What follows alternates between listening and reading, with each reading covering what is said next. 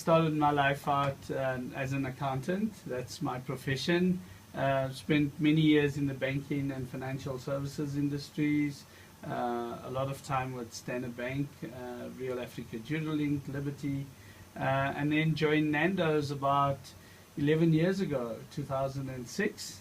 And it's been an incredible journey since then. I left my suit and tie behind. You should see him now. He's not wearing his suit and tie. And I was told that, yeah, day one I walked into the office with a tie on.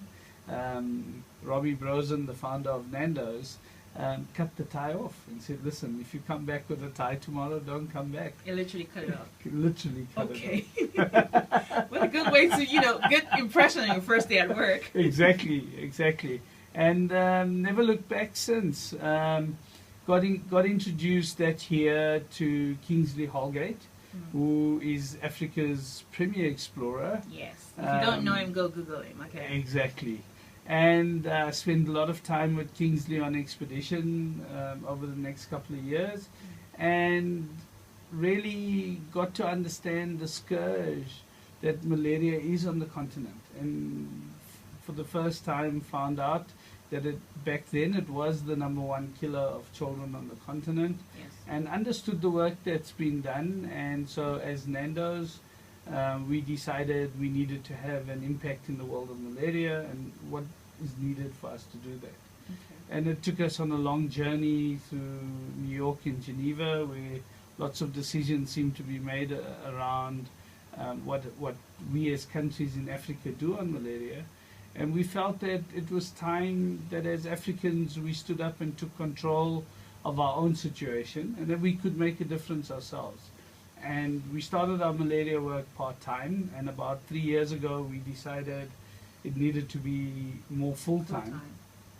And I left the business 2 years ago, and then Robbie, Kim Lazarus and myself, we founded Goodbye Malaria.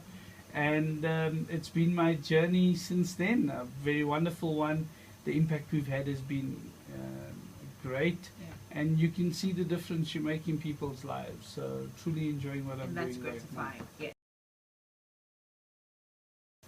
I think it was quite easy when you put on a Southern African hat. Mozambique neighbors to South Africa and Swaziland.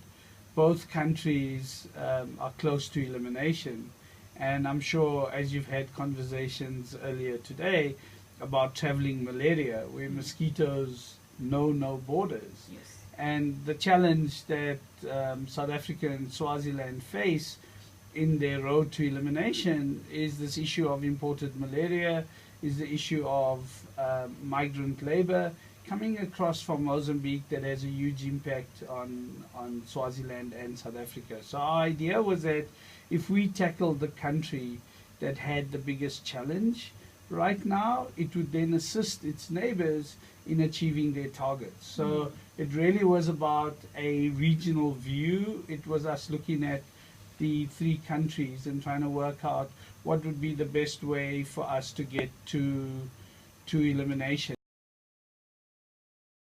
I think the idea when we started out was that we didn't want people just to donate. We felt that in a true fashion of or entrepreneurship, the really core of who we are, we wanted to do things slightly different. And our idea was that we needed to create local merchandise that's produced locally, that's not just mass-produced merchandise that we can stimulate the economy with by helping people out, not negotiating prices, but doing really cool stuff that we could then sell, where proceeds of the sale of the goods goes then into the project. So it's not just someone taking out their pocket and saying, I'm doing a donation, but it's a way of them to show what they support, to show the cause that they care for, and a way for people to connect. It's such a great conversation piece.